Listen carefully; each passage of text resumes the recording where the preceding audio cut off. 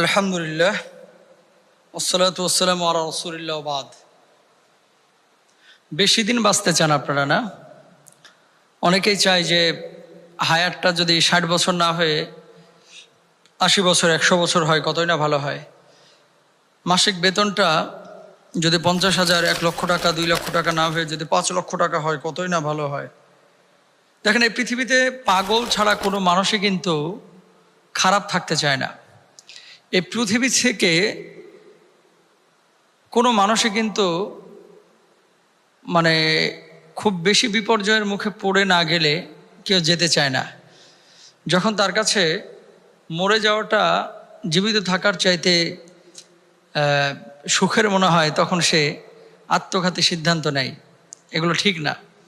যাই হোক, আমি যে বিষয়টি বলতে চাচ্ছিলাম যে রিজিক এবং হায়াত যদি কেউ বাড়াতে চান,